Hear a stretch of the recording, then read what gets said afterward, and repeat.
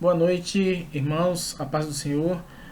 Irmãos, eu quero falar aqui sobre uma situação que eu tenho meditado.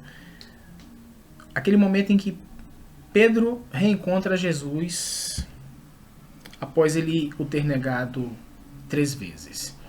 Meditando sobre essa palavra, eu fiquei imaginando, na ocasião do martírio e crucificação, todos os apóstolos de Jesus Cristo, exceto João, ficaram ao longe. E no caso de Pedro, até negou conhecê-lo. Como ficou o coração dos discípulos, e em particular de Pedro, após meditarem sobre sua falta de coragem, de enfrentarem aquela situação de abandono de um amigo, numa situação de perigo? Logo Pedro, que dizia estar preparado para ir até a morte por Cristo Jesus? Realmente Pedro não se conhecia realmente. Na verdade, só o Criador conhece o coração do homem. Mas agora a situação já havia ocorrido. O que o mestre teria dito? Assim, que os faria pescadores de homens? Pensa Pedro enquanto está no barco, de pesca novamente, com alguns dos apóstolos.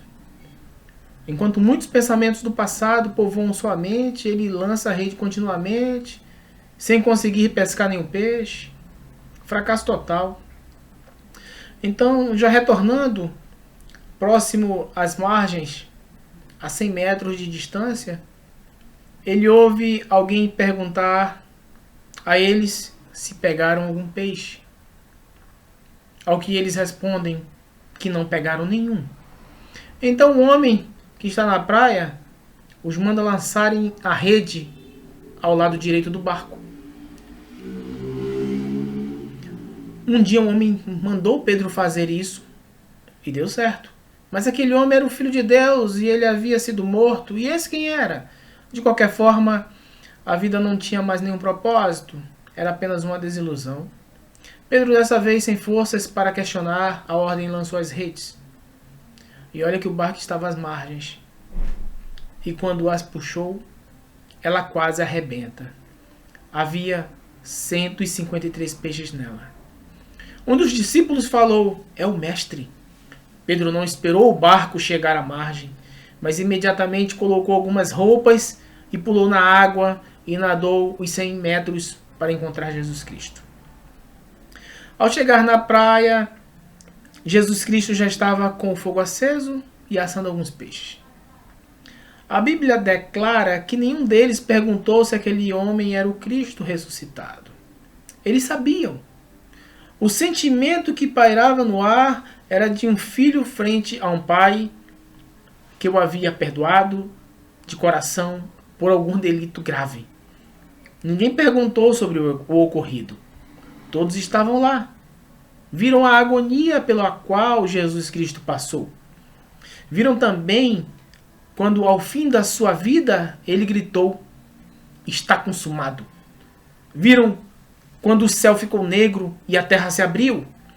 Então, de repente, após a refeição, Jesus Cristo quebra o silêncio e pergunta para Pedro. Já sabendo a resposta, é claro. Pedro, tu me amas mais do que estes outros? E aí vamos para a palavra de Deus. Na palavra de Deus está escrito assim, em João, capítulo 21, 15, que continua essa história. João 21, 15 diz assim, depois de terem comido, perguntou Jesus a Simão, Pedro, Simão, Pedro, Simão, filho de João, amas-me mais do que estes? Respondeu-lhe, sim, Senhor, tu sabes que te amo. Disse-lhe, apacenta os meus cordeirinhos. Tornou a perguntar-lhe, Simão, filho de João, amas-me? Respondeu-lhe, sim, Senhor, tu sabes que te amo. Disse-lhe, pastoreia as minhas ovelhas. Perguntou-lhe terceira vez, Simão, filho de João, amas-me? Entristeceu-se Pedro por ter lhe perguntado pela terceira vez, amas-me? E respondeu-lhe, Senhor, tu sabes todas as coisas. Tu sabes que te amo. Disse-lhe Jesus: apacenta as minhas ovelhas. Em verdade te digo que quando eras mais moço, te cingias a ti mesmo e andavas por onde querias. Mas quando fores velho, estenderás as mãos a outro e ele te cingirá e te levará para onde tu não queres. Ora, isto ele disse, significando com que morte havia Pedro de glorificar a Deus. E havendo dito isto, ordenou-lhe: segue-me. Pedro teve uma outra chance. Ele passou a seguir Jesus e depois ele o negou. Mas o amor que ele tinha por Cristo era conhecido pelo próprio Cristo. E ele sem falar nada. Só ali no coração, porque Deus ele sonda o coração do homem. No final de tudo isso, Deus falou para ele novamente: segue-me. Amém.